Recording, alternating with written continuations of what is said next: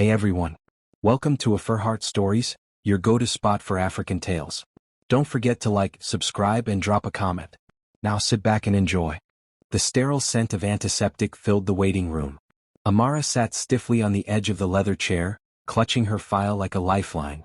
Her husband, Tund, sat beside her, casually scrolling through his phone like he was waiting for a haircut, not the most important fertility appointment of their lives. Mr. and Mrs. Ajayi, a nurse called gently. Amara stood immediately. Tund didn't move until she nudged him. Inside the doctor's office, Dr. Adebayo welcomed them with a firm nod. I've reviewed all your tests, but I'll need both partners to undergo a full evaluation. Infertility isn't always the woman's issue. Tund scoffed. Let's not waste anyone's time. We've been married for 6 years. She hasn't conceived once. It's obvious where the problem is. Amara looked down, heart pounding. The doctor hesitated, then carefully said, Actually, some of the results show potential male-related factors. We'll need a sperm analysis to rule that out. Tund waved him off. I'm fine. Just focus on her. The drive home was silent until Tund snorted. I can't believe he said that. Like I'm the one with issues. Amara kept her eyes on the road. You know what I think? He continued, voice rising. You're cursed. My mom warned me. She said a woman who can't bear fruit is like a dry tree, useless. Amara's hands trembled on the steering wheel. She blinked fast, willing herself not to cry. Back home, Tund tossed his keys on the table and headed straight for the bedroom. You'll always be barren, Amara, he muttered before slamming the door. Alone in the living room, Amara broke. Silent tears streamed down her cheeks as she clutched her belly. Her mind raced with what-ifs, doubts, guilt. Was it really all her fault? Suddenly her phone buzzed. A message from the clinic. Urgent partner fertility results. Please do not ignore. Her heart skipped. Trembling, she opened the message. We found something concerning in your husband's test results. Kindly return for confidential consultation. Amara's breath caught. Test results? But he said he never gave a sample. He lied. For years he let her believe she was broken. For years he watched her suffer, mocked her pain, allowed his family to scorn her. And all along he had something to hide? Her fingers hovered over the message. Then, without a word, she stood up and walked toward his study. She had to know the truth for herself. Round pushpin cliffhanger. As she reached for the drawer, a sealed envelope caught her eye, marked Confidential, AOI Tund. Amara's hand hovered over the envelope. Her fingers shook as if the paper might bite her. Slowly she pulled it out of the drawer and opened it. Patient, Ajayi Tund. Diagnosis, oligospermia. Sperm count critically low. Recommendation, assisted reproductive technologies required for conception. She read the words again. And again. Each line sliced deeper than the last. So it wasn't her. It never was. The room spun. Her knees buckled and she sank to the chair, gasping. This man who had humiliated her, mocked her tears, poisoned her peace, was the problem. And he had known all along. Footsteps. The door creaked open. Tund stood at the threshold, brows raised. What are you doing in here? Amara held up the paper. You lied to me. He froze. His jaw clenched. You shouldn't be snooping through my things. This isn't snooping. It's truth, she shouted, voice breaking. You let me suffer while you pretended to be perfect. Why, Tund? Why? His eyes darkened. Because I'm a man. No one questions a man's ability to produce heirs. If people knew. They pitied me. They mocked me. Amara cried. Even your mother called me a disgrace to womanhood. You should have kept your nose out of it, he muttered. Amara took a step back. All these years, and you watched me shrivel under blame? He moved suddenly, closing the space between them. I said drop it. When she didn't, his hand rose, sharp and fast. Slap. Her head jerked to the side. Silence fell. Amara touched her cheek, stunned. It burned. I warned you, he whispered coldly. She stared at him, eyes wide with shock. But no tears this time. Only silence. Only resolve. Round pushpin cliffhanger. Amara walked away slowly, then paused, turned and said, You'll regret this, Tund. Not today. But one day you will. Amara spent the night in the guest room, suitcase open, mind racing. She thought of their wedding day, how Tund had kissed her hand, called her his world. How quickly that love turned cruel. She was tired of bleeding for a marriage that fed on her pain. At dawn, she walked into the living room with her bag. Tund sat on the couch, sipping coffee like nothing happened. I'm leaving. He looked up slowly. Good. Saves me the trouble. Her heart sank. Some part of her still hoped he'd fight for her. I've filed the papers already, he added with a smug smile. It's done. You really believe you're untouchable, don't you? She said quietly. He stood, towering over her. I gave you everything. And you gave me nothing. I gave you loyalty. I gave you love. And you gave me lies. Tun scoffed. Go. Take your barrenness elsewhere. She stepped outside into the early morning light, her suitcase rolling behind her. No car. No money. No home.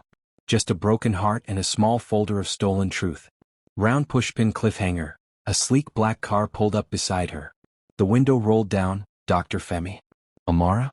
Get in. Amara hesitated before opening the car door. She hadn't seen Dr. Femi in months, not since that last fertility consultation. Are you okay? He asked gently, eyes scanning her swollen cheek. She nodded, but her silence spoke volumes.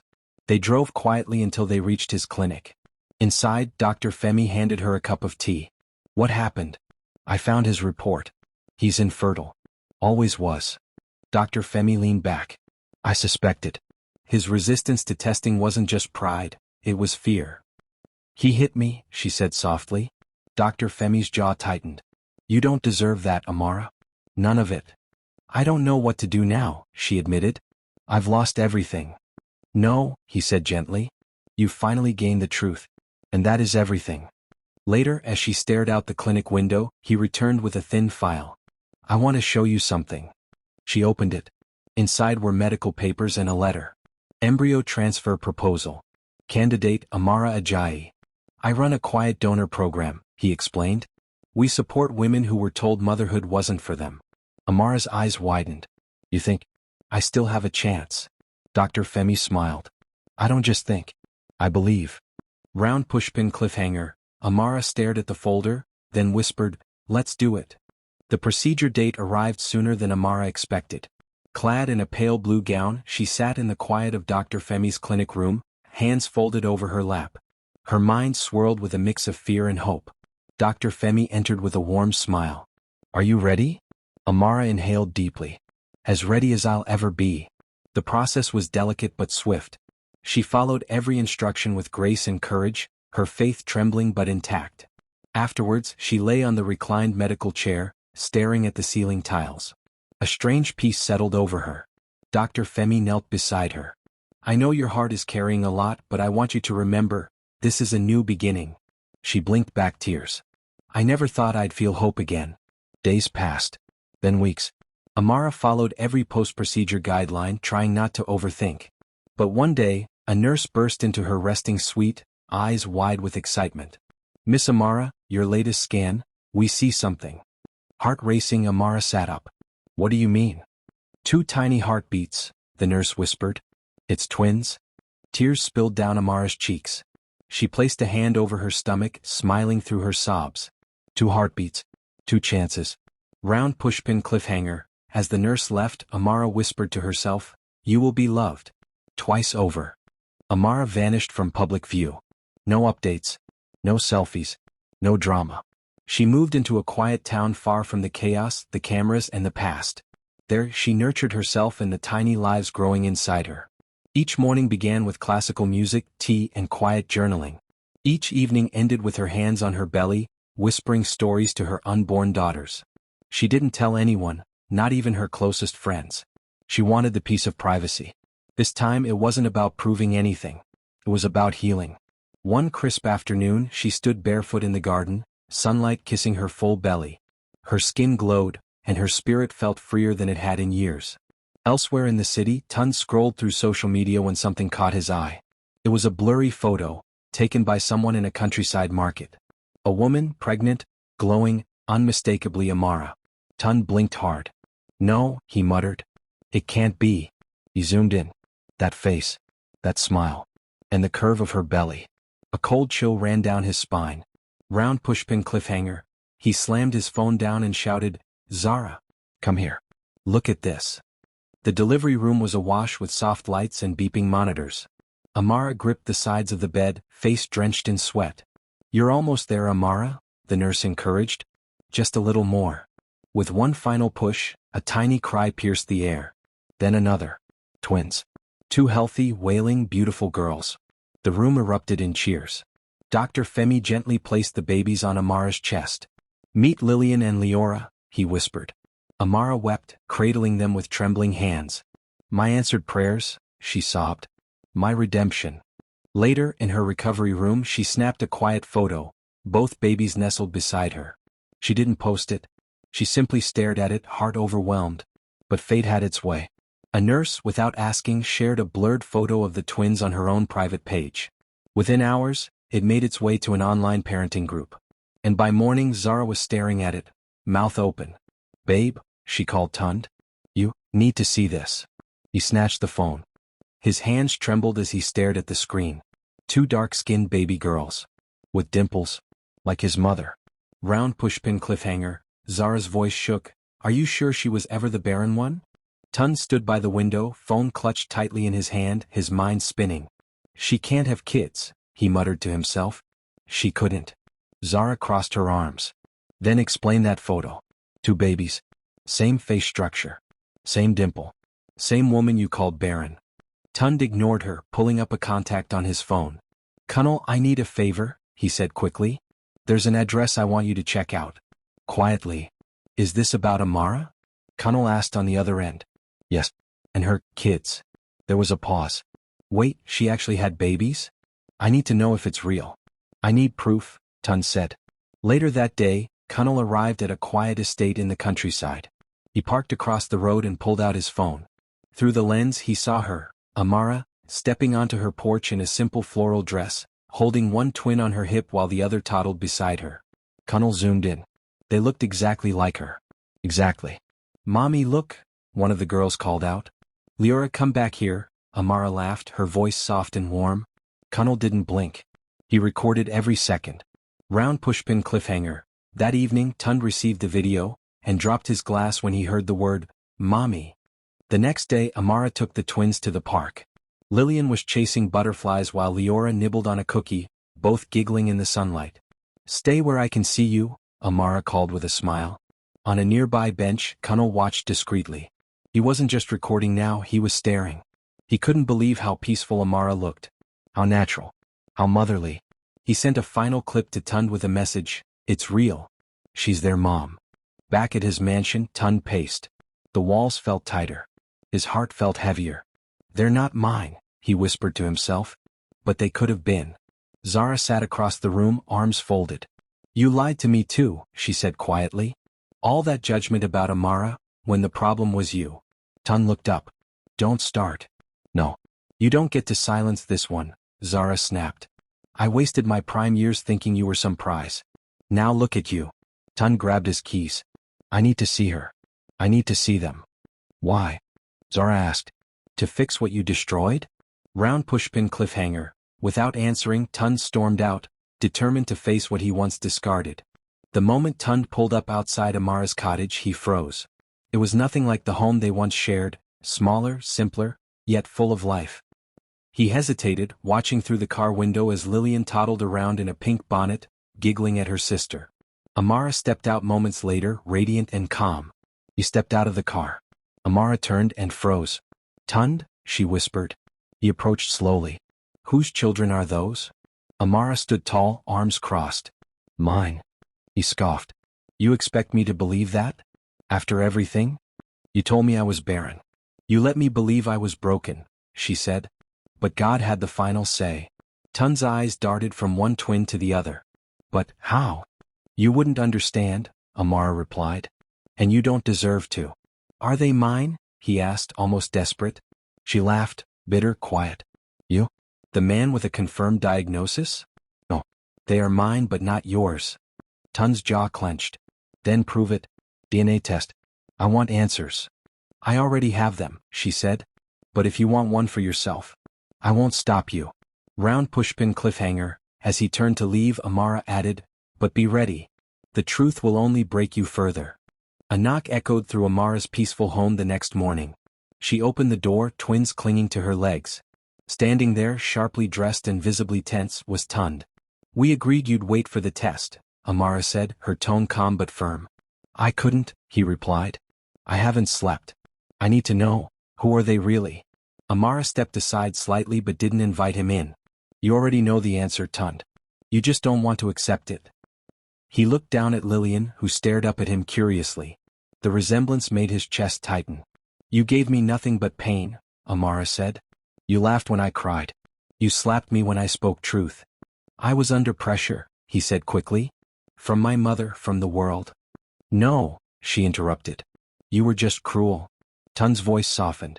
I want to do right now. I want to be part of their lives. They don't know you, she replied. And they don't need you. Leora peeked around Amara's leg. Mommy, who's that man? Amara didn't flinch. Just someone from the past, sweetie. Round pushpin cliffhanger. Tund's voice shook.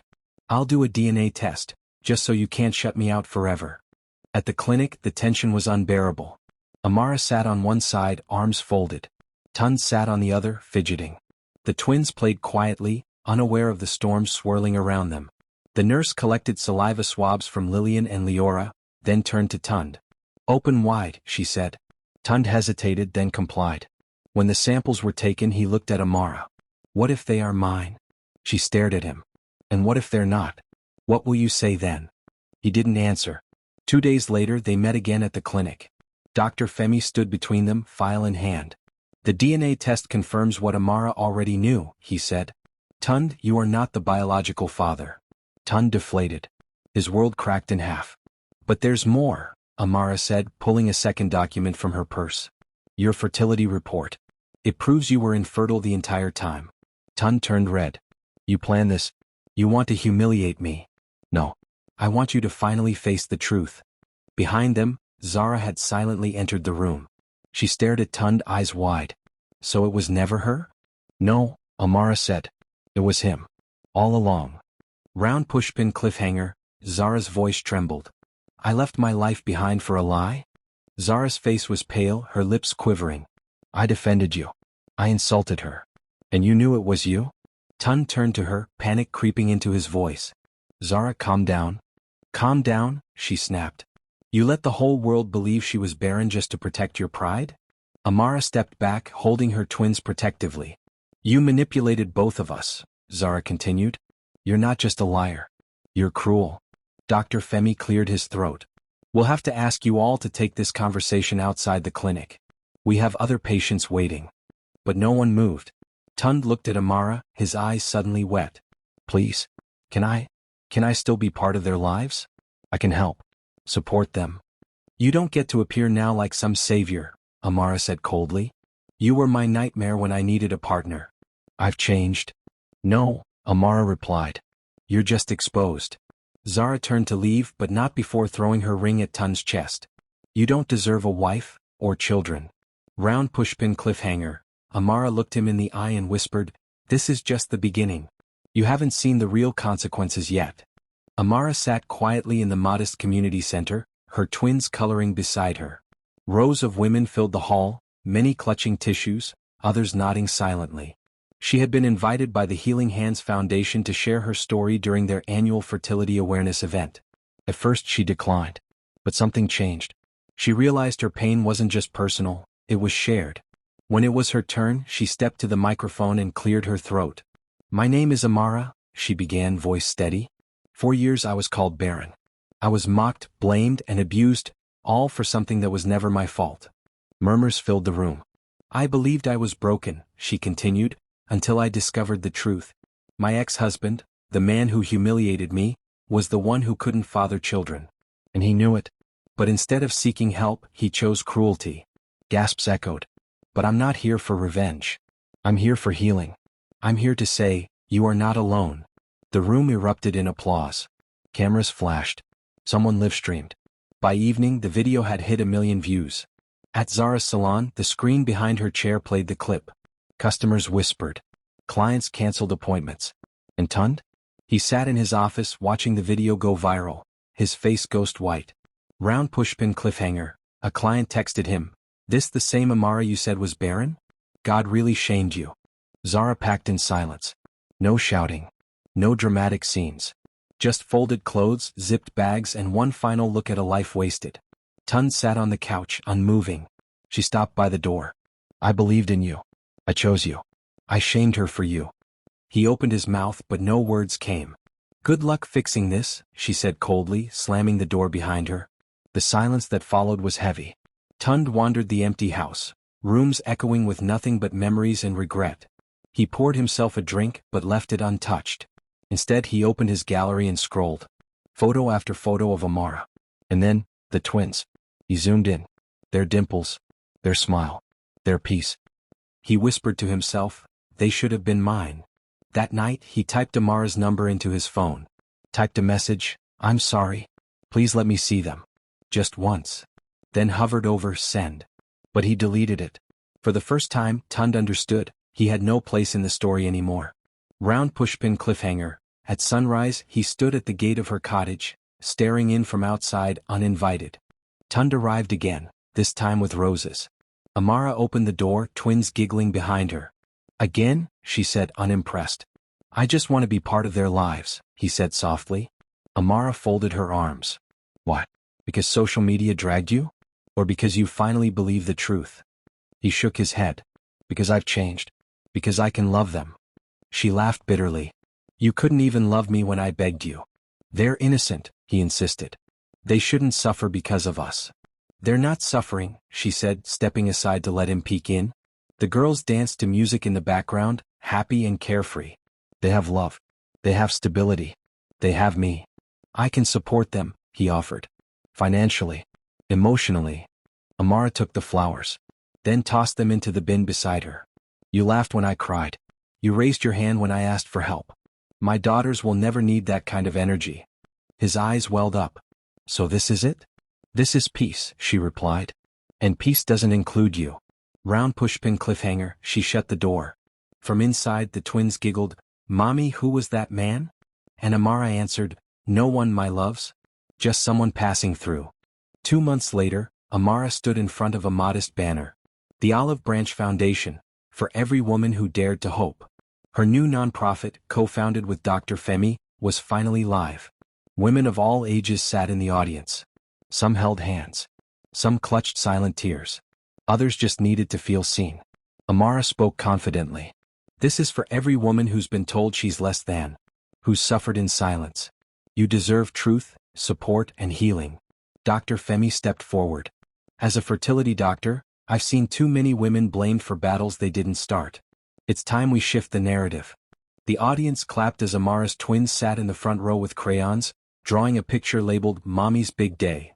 After the event, a producer from a national television network approached Amara. "That speech was incredible," she said. "How would you feel about sharing your story on a larger platform?" Amara blinked. "TV? Yes. Our producers believe your journey could help millions." Amara glanced at Dr. Femi. He smiled and nodded. "You're ready?" Round pushpin cliffhanger. Amara took the business card and whispered, "Then let's heal the world." The studio lights were hot, but Amara remained graceful, sitting across from the talk show host. Cameras rolled. Viewers tuned in. Thousands of live comments flooded the screen. The host leaned in. "Your story has gone viral. But what would you say was your darkest moment?" Amara didn't blink. "Being told I was worthless, by someone who was supposed to protect me." The host paused. "And now?" Amara smiled softly. "Now I have 2 daughters who call me mommy. And I run a foundation that uplifts women across the country. I may have been broken once, but I rebuilt myself stronger." Applause. At home, Tund watched the interview alone. Every word felt like a slap. Every truth she spoke ripped another bandage off his denial. Then the host glanced off camera and said, "We actually have a surprise guest." Tund sat up straight. The camera panned to him, walking slowly onto the set. Gasps from the audience. Online viewers exploded with shock. Amara turned, her expression unreadable. Round pushpin cliffhanger. The host looked between them and asked, "Do you have anything to say to the woman you once called barren?" The air thickened. Everyone held their breath. Tund stepped closer, swallowing hard. "Amara?" She didn't move. Didn't flinch. "I'm sorry," he said softly. "Not just for the lies, but for the way I made you feel small. For not protecting you. For letting you go." She stared at him, unmoved. "Do you regret it now because of the backlash, or because you finally realized what you lost?" He blinked rapidly. "Both." The host leaned in. "Would you ever consider letting him be part of the twins' lives?" Amara's lips parted. No, she said clearly. Forgiveness is one thing. But access? That's earned. The audience clapped. Tun's shoulders slumped. She continued, my daughters are not consolation prizes. They are light born from darkness. And their future will never include someone who tried to destroy mine. The host nodded solemnly. That's strength. Tun stepped back, eyes misty. Round pushpin cliffhanger. As the segment ended, the twins rushed onto the stage, straight into Amara's arms. Outside the studio, Amara crouched beside her daughters, fixing their bows. Were you scared on TV, Mommy? Leora asked. No, baby. I was just telling our story. They walked toward Dr. Femi, who waited with a warm smile and open arms. Behind them, Tun stood at a distance. He didn't approach. Didn't call out. He watched. Watched Lillian giggle as Dr. Femi lifted her into the air. Watched Leora tug at Amara's hand. Watched peace in motion, and realized he no longer belonged. His past had cost him everything. Amara glanced back once. Their eyes met. He offered a nod of acknowledgement. She gave nothing in return, just turned forward, hand in hand with her daughters. As they entered the car, a banner above read, Healing begins with truth. The doors closed. The car pulled off. Tund remained frozen, one man amidst the echoes of a life he threw away. Round pushpin final scene. The twins leaned against Amara and said, Mommy, we love you. She kissed their foreheads and whispered, You are everything I prayed for. The camera zoomed out. A mother. 2 daughters. The end. Liked it? Thumbs up, subscribe and join the AfriHeart fam. Your support fuels our stories. Until next time.